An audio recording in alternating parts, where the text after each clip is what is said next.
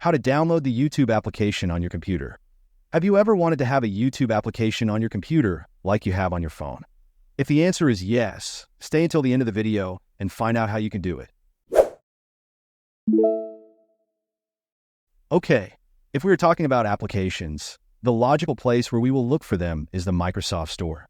However, if we look in it, we will see that there is no application for YouTube. However, it is possible to get it. If we open Google Chrome and YouTube in it, we will see that next to the address there is an icon with a downward arrow.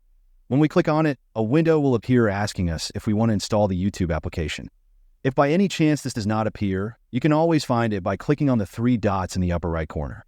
Here, select the Cast, Save, and Share section and in it the YouTube application.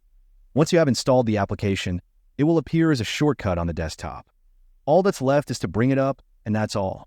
In this way, you can get the YouTube application on your computer. If you found this tutorial helpful, don't forget to give it a thumbs up, subscribe for more similar tips, and hit that notification bell so you never miss an update from us. Thanks for watching, and I'll see you in the next one.